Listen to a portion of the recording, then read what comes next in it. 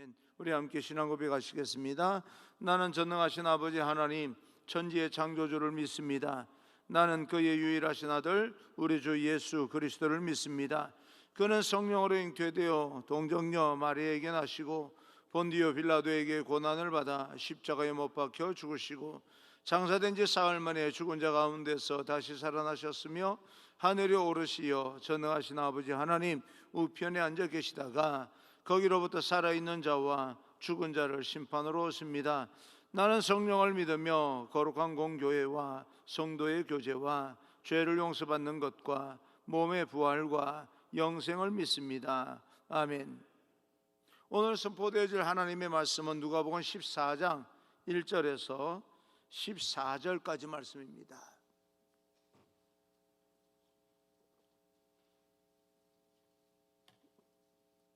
누가복음 14장 1절에서 14절까지 말씀을 교독하겠습니다.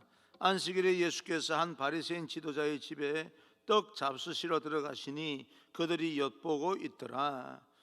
주의 앞에 수종병든 한 사람이 있는지라. 예수께서 대답하여 율법 교사들과 바리새인들에게 이르시되 안식일에 병 고쳐주는 것이 합당하냐 아니하냐. 그들이 잠잠하거늘 예수께서 그 사람을 데려다가 고쳐 보내시고 또 그들에게 이르시되 너희 중에 누가 그 아들이나 소가 우물에 빠졌으면 안식일이라도 곧 끌어내지 않겠느냐 하시니 그들이 이에 대답하지 못하니라. 청함을 받은 사람이 높은 자리 택함을 보시고 그들에게 비유로 말씀하여 이르시되 내가 누구에게나 혼인잔치에 청함을 받았을 때에 높은 자리에 앉지 말라. 그렇지 않으면 너보다 더 높은 사람이 청함을 받은 경우에 너와 그를 청한 자가 와서 너더러 이 사람에게 자리를 내주라 하리니 그때에 내가 부끄러워 끝자리로 가게 되리라. 청함을 받았을 때에 차라리 가서 끝자리에 앉으라. 그러면 너를 청한 자가 와서 너더러 벗이어 올라 앉으라 하리니 그때에야 함께 앉은 모든 사람 앞에서 영광이 있으리라. 무릇 자기를 높이는 자는 낮아지고 자기를 낮추는 자는 높아지리라. 또 자기를 청한 자에게 이르시되 내가 점심이나 저녁이나 베풀거든 벗이나 형제나 친척이나 부한 이웃을 청하지 말라. 두렵건대 그 사람들이 너를 도로 청하여 내게 갚음이 될까 하노라. 잔치를 베풀거든 차라리 가난한 자들과 몸 불편한 자들과 전원자들과 맹인들을 청하라. 그리하면 그들이 갚을 것이 없으므로 내게 복이 되리니 이는 의인들. 아멘. 우리 앞뒤 좌우 인사합니다. 축복합니다. 성령 충만 행복하십시오. 인사합니다. 축복합니다. 성령 충만 행복하십시오. 오늘은 폭넓은 수용 겸손한 마음이라는 제목으로 여러분과 함께 하나님 주신 음성을 듣겠습니다. 오늘도 여전히 말씀으로 인도하시는 성령님과 동행하심으로 말미암아 오늘 하루 그럼에도 불구하고 여러분들 하늘의 평안을 누리는 귀한 하루가 되기를 주님 이름으로 축복합니다. 예수님 당시에 바리새인과 율법 교사들 그리고 서기관들은 도대체 어떤 사람이었을까? 예수님께서는 그들에게 어떤 마음으로 그들을 계속해서 가르치셨을까? 가르친다고 고쳐지는 것은 아닌 것 같습니다. 그런데도 예수님은 포기하지 아니하시고 계속해서 가르치십니다. 1절입니다. 1절 안식일에 예수께서 한 바리새인 지도자 집에 떡 잡수러 들어가시니 그들이 엿보고 있더라. 그들이 엿보고 있었다라고 말합니다. 무엇을 엿보고 있었는지 앞뒤 문맥을 보게 되면 분명합니다. 바리새인들은 예수님께서 안식일에 병 고치는 일을 즉 안식일을 범하는지 아닌지 엿보고 있었습니다. 안식일에라고 하는 말과 또 엿보고 있더라. 안식일에 뭘 엿보겠습니까? 그런데 그 앞에 이런 일이 일어납니다. 2절 3절입니다. 주의 앞에 수종병든 한 사람이 있는지라. 예수께서 대답하여 율법 교사들과 바리새인들에게 이르시되 안식일에 병 고쳐 주는 것이 합당하냐 아니하냐. 주님 앞에 수종병든 한 사람이 있었습니다. 지금 예수님께서 계시는 장소 어디입니까? 바리새인 지도자의 집입니다. 하필이면 그때 수종병든 환자가 예수님 앞에 있었습니다. 아주 뻔한 일 아닙니까? 그날은 안식일입니다. 바리새인과 서기관들은 예수님이 안식일에 이 사람을 어떻게 대하는가, 병을 고치는지 고치지 않는지 알아보기 위하여서 또 그의 범죄 현장을 잡아내기 위해서 일부러 수종병든 환자를 밥상머리 앞에 데리고 와서는 예수님을 시험하고 있습니다. 여기서 한 가지 바리새인들과 서기관 율법 교사들이 인정하고 있는 것이 무엇입니까? 예수님이 병 고치는 능력이 있다. 잠정적으로 자기가 무슨 짓을 하는지 모릅니다.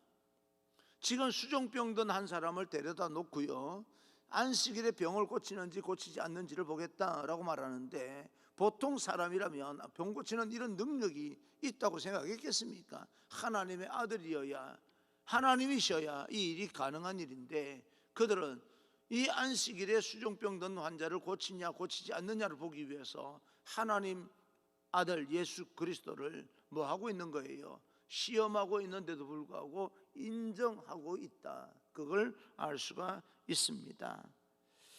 근데요, 예수님을 시험하고 있다는 점에서는 참 나쁜 사람이다. 밥 한 끼 대접을 하면서 말입니다, 환자를 앞에 아주 병색이 완연한 그런 환자를 앞에 두고요, 이건 뭐 하자는 것인지 참 나쁜 사람이다. 쉽게 말하면 바리새인들이 예수님께 함정을 파놓았습니다.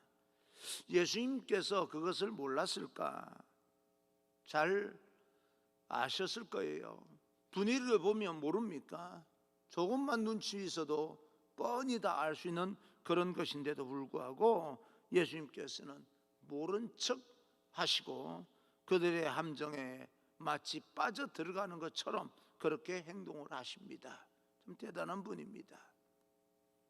4절 5절 6절입니다 그들이 잠잠하거늘 예수께서 그 사람을 데려다가 고쳐보내시고 또 그들에게 이르시되 너희 중에 누가 그 아들이나 소가 우물에 빠졌으면 안식일이라도 곧 끌어내지 않겠느냐 하시니 그들이 이에 대하여 대답하지 못하니라. 대답하지 못하였다. 예수님의 관심은 유대인들의 전통과 유전에 있지 않습니다. 심지어 자신을 함정에 빠뜨리기 위해서 기다리고 있는 함정에도 관심이 없습니다. 오직 예수님의 관심은 함정에 내가 빠지는 한이 있어도 이 수종병 걸린 사람을 치료해 줘야 되겠다, 그 긍휼하심에 있습니다. 예수님의 관심은 사람들의 전통과 유전 무시하지는 않을 겁니다. 그러나 그것에 대해서 그렇게 예수님께서 관심을 두지는 않습니다. 안식일을 지켜라, 계명이 맞습니다. 근데 안식일을 지키라고 하는 것은요, 간단합니다. 안식일을 지키라, 그 외에 아무것도 없습니다, 성경에는요. 그런데 지금 이 안식일을 지키라라고 하는 이 문장을 가지고요, 안식일을 지키는 것이 이런 것이다 저런 것이다, 300가지를 넘는 360가지 이상의 복잡한 규례를 만들고 규정을 만들어낸 사람은 누굽니까? 율법 교사들이고 바리새인들, 서기관들입니다. 그것을 지키지 말라는 게 아닙니다. 근본적으로 안식일을 지키는 정신이 사실은 이 규례 규정을 규정과 규례가 예수님께서 말씀하시는, 하나님께서 말씀하시는 그 계명의 정신을 넘어설 수는 없습니다. 우리 교회가 120년 되면서 우리 교회 나름대로 전통이 있습니다. 그죠? 반드시 지켜야 될 전통이 있습니다. 그러나 그 전통이라고 하는 것이 우리는 무시하지 아니하고 그 테두리에서 생활하면 신앙생활이 좀 유리하고 좋을 수 있지만, 성경을 넘어서서는 안 됩니다. 그 규정을 예수님께서 거부한 것이지 누구 앞에서요? 수종병 환자 앞에서. 수종병 환자가 없었으면 이런 규정이나 저런 규정을 터치할 이유가 없습니다. 그러나 환자 앞에서 그 전통과 유전을 지키느라고 환자를 긍휼히 여기지 않는 그 마음을 예수님께서는 안타깝게 여기시고 거부한 것이지 안식일 지키라라고 하는 법을 거부한 것은 아닙니다. 그럼에도 불구하고 바리새인들과 서기관들은 그 법과 규정만 따졌지 예수님의 긍휼과 용서의 마음을 헤아려 보려고 하지도 않습니다. 나는 오늘 성경을 묵상하면서 요즘 한국교회 신앙의 모습을 돌아보기를 원합니다. 우리 감리교회도 교리와 장정이라고 하는 것이 있습니다. 그리고 또 다른 교단에도 교회법, 교단법 다 있습니다. 헌법이 있어요. 자기들 나름대로 헌법이 있습니다. 그런데 그 모든 우리의 교리와 장정과 헌법은 성경을 넘어설 수는 없습니다.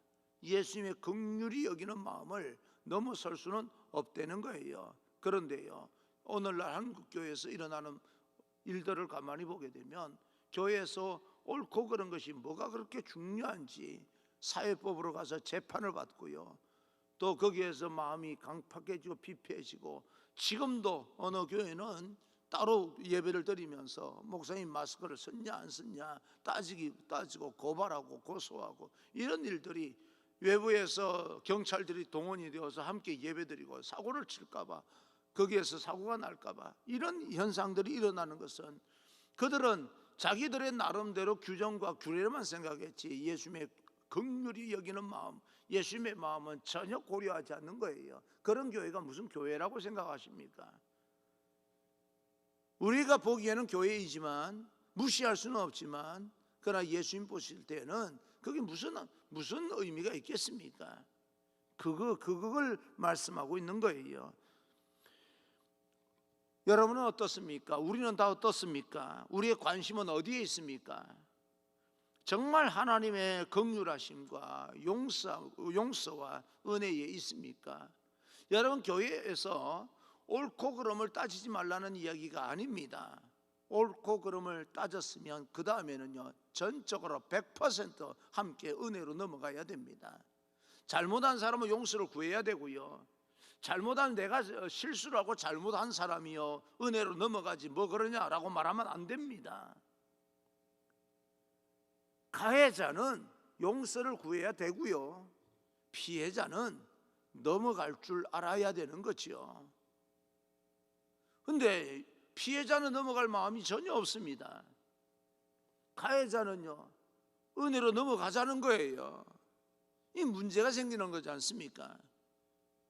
똑같은 에너지인데도 불구하고 누가 누구에게 어떻게 요구하느냐에 따라서 공동체가 이렇게 어려워질 수 있습니다. 우리 모두가 예수님의 마음을 가지고요, 내가 잘못한 가해자라면 용서를 비십시오. 끝까지요. 주장하지 마십시오. 교회가 왜 그러냐, 그렇게 말할 필요가 없습니다. 내가 잘못했으면 교회가 어떻든 말든 상관없이 내가 용서 구하는 게 맞지요. 그런데 여러분이 어떤 일에 피해를 입으셨습니까? 그러면 하나님의 은혜로, 예수님의 긍휼하심으로 넘어갈 줄도 아는 그런 마음이 있기를 바랍니다. 교회법과 규정이 중요합니다. 그러나 성경, 예수님의 마음을 넘어설 수는 없습니다. 얼마나 많은 교회들이요 교회법과 규정에 매여서 하나님의 긍휼하심을 놓치고 있는 건 아닌지 우리는 다시 한번 성찰하고 살펴봐야 됩니다. 힘겹게 세상을 살아가는 사람들 얼마나 힘겹습니까? 그런 사람들이 교회에 와서 하나님의 말씀을 구하고 위로를 받고 격려를 받고 하나님의 능력으로 세상을 극복해야 되겠다, 도전을 받을 수 있는 장소가 되어야 되는데, 우리는 규정과 또 법으로만 신앙교육을 하면서 예수님의 긍휼하심과 위로와 또 격려를 다 무시해버리는 건 아닌지 우리는 또 깊이 한번 이 시간을 통하여서 살펴보고자 합니다. 냉정해야 되는 거죠. 우리는 예수님의 마음을 얼마만큼 품고 살아가고 있는가. 우리가 법과 규정만 생각하고 그들의 영혼을 위해서 긍휼한 마음을 가지지 않는다면 하나님께서 정말 기뻐하시는 공동체가 될 수 있는 것일까? 그래서 예배 인원이 많이 모여서 부흥된다고 말해봐야 무슨 소용이 있겠는가? 하나님 보시기에 우리의 진정한 관심은 법과 규정을 넘어서서 예수님의 긍휼이 되길 바랍니다. 예수님의 마음이 되길 바랍니다. 그런 우리 자신의 모습을 정직하게 오늘 살펴보고 성찰하여 하나님께서 기뻐하는 그런 하나님의 백성, 거룩한 백성이 되기를 주님 이름으로 축원합니다. 여러분, 제가 오늘 이 말씀을 드리는 것은 규례와 규정을 무시하자, 교회법도 무시하고 그거 아닙니다. 교회법은 철저하게 지켜야 되고 우리는 교리와 장정이 있습니다. 교리와 장정 안에서 우리는 그것을 지키기 위해서 노력해야 되고 거기에 흠잡히지 않게 노력을 해야 됩니다. 그런데 한 가지, 그것조차도 성경을 넘어서서는 안 된다, 그 말이죠. 예수님의 마음을 넘어서서는 안 된다는 것을 말씀드리고 싶은 겁니다. 7절에서 11절까지 말씀을 함께 읽겠습니다. 청함을 받은 사람들이 높은 자리 택함을 보시고 그들에게 비유로 말씀하여 이르시되 내가 누구에게나 혼인잔치에 청함을 받았을 때에 높은 자리에 앉지 말라. 그렇지 않으면 너보다 더 높은 사람이 청함을 받은 경우에 너와 그를 청한 자가 와서 너더러 이 사람에게 자리를 내주라 하리니 그때에 내가 부끄러워 끝자리로 가게 되리라. 청함을 받았을 때에 차라리 가서 끝자리에 앉으라. 그러면 너를 청한 자가 와서 너더러 벗이어 올라 앉으라 하리니 그때에야 함께 앉은 모든 사람 앞에서 영광이 있으리라. 무릇 자기를 높이는 자는 낮아지고 자기를 낮추는 자는 높아지리라. 예수님께서 말씀을 길게 하셨지만 결론은요 간단합니다. 뭔 말입니까? 겸손하라. 교만하지 말라는 것이고 높은 자리를 너무 좋아하지 말라. 차라리 낮은 자리를 선택하여서 섬기는 인생으로 살아라 라고 말씀하십니다. 참 이런데 우리가 갈등이 생깁니다. 저도 한 번씩 이렇게 행사가 있을 때 이렇게 가보면요, 나를 내세우지 않으면요 인정을 안 해줘요. 참 그럴 때는 가만히 있어봐. 예수님 말씀대로 끝자리에 앉아있으면 끝자리에 앉아서 무시해버리고 맙니다. 그럼 어떻게 해야 되는 겁니까? 가서 내 어떤 자리를 주장을 해야 되는 겁니까? 끝자리에 계속 예수님 말씀대로 앉아있어야 되는가? 참 많이 갈등을 느낍니다. 사람인 이상 그렇잖아요. 내가 가만히 있어봐. 여기 모인 사람들 이래 둘러보니까 내가 어느 정도 위치가 되겠어. 그럼 끝자리에 앉아있으면요 그냥 이렇게 와서 좀 그래도 이쪽 하면 얼마나 좋겠어요. 근데 그러지 않냐고 무시해버리는 거예요. 그것도 청함을 받았는데 내가 가고 싶어서 간 것도 아닌데 그럴 때는 가만히 있어봐. 이럴 때는 어떻게 해야 되나 하는 그런 어떤 생각들이 굉장히 갈등을 느끼는 것이 사실입니다. 왜요? 사람이기 때문에. 버스를 탑니다. 그럼 우리 교회 교인들과 함께 갈 때는요 예우를 저를 해주는 것 같아요. 너무너무 감사하지요. 그래서 제일 앞자리를 비워놓습니다. 근데 지방에서 목사님들이나 이런 분들이 함께 갈 때는 자기들 나름대로 자리를 앉아버립니다. 그럼 뒤늦게 가면요 자리가 없어요. 그럼 가만히 있어봐. 누가 양보해 주기를 바라는 것도 아니고 미리 한 자리를 마련해 둔 것도 아니고 할 수 없이 저 끝자리에 앉아야 됩니다. 그러면 거기에서 눈치만 보지 양보하는 사람이 없어요. 아니 굉장히 불편해져 버리는 거예요. 끝자리에 앉으면 좀 뭔가 이렇게 그 상황을 보면서 대충이라도 뭐 이렇게 예우를 하면 서로가 편한데 요즘은 예우하지 않습니다. 무시해버립니다. 그럴 때는 어떻게 해야 되나? 여러분 그럴 때 어떻게 해야 돼요? 주장해야 되는 겁니까? 그대로 끝자리에 앉아서 무시당하고 나와야 됩니까?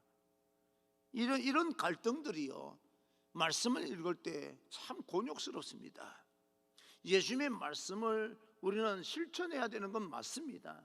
근데 무시당하면 우리 자존심이요 굉장히 힘들거든요. 사람이기 때문에. 그냥 마냥 주장하지 않을 수가 또 없습니다. 이런 갈등 가운데서 우리는 그때그때마다 선택을 하며 살아가는데, 한 가지 분명한 것은 교만하지 말라는 이야기입니다. 교만하지 말, 갈등은 갈등이지만 교만하지 말라는 거예요. 어떤 것이 교만하지 않는 것일까?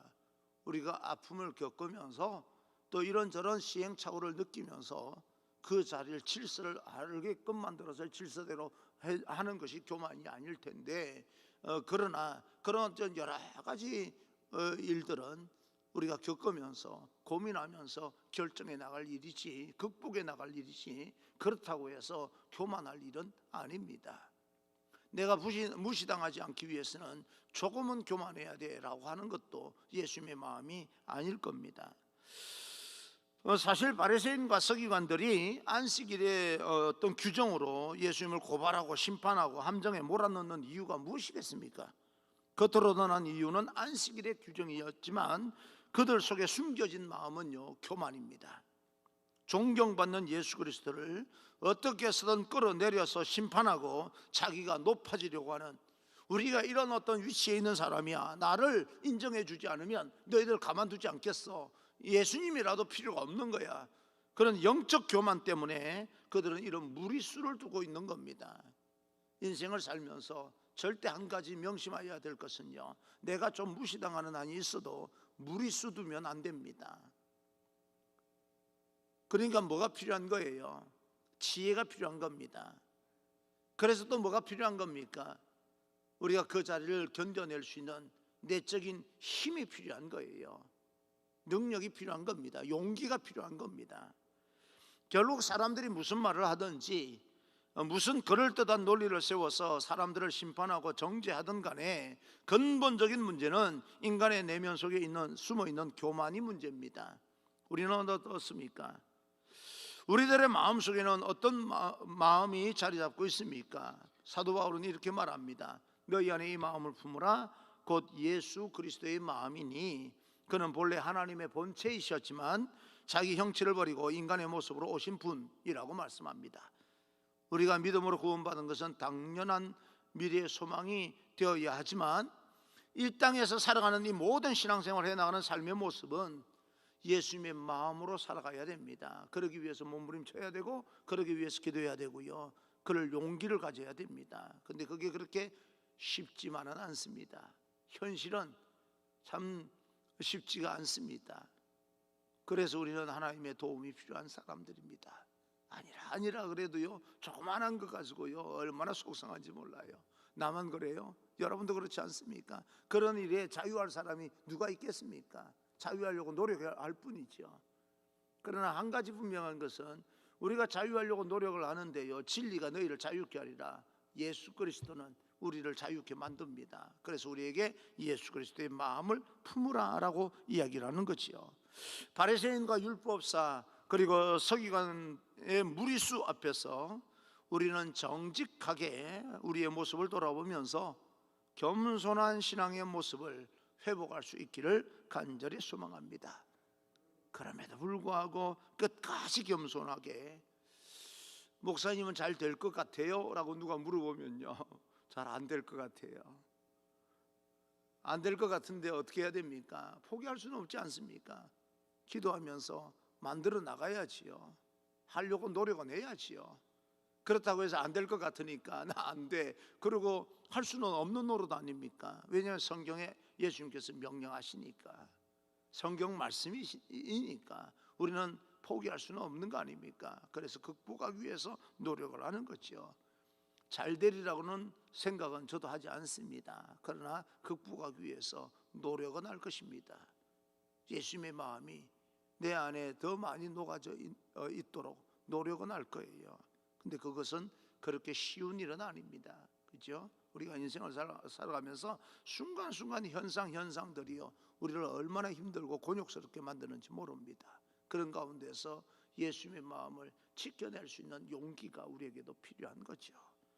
끝까지 겸손하게 주님과 이웃과 형제 자매들을 섬기며 살기를 결단할 수 있는, 그래서 그것을 극복하려고 노력할 수 있는, 그래서 예수님, 나는 예수님의 도움이 필요합니다 라고 고백할 수 있는 그런 하나님의 백성 여러분이 되기를 주님 이름으로 축원합니다.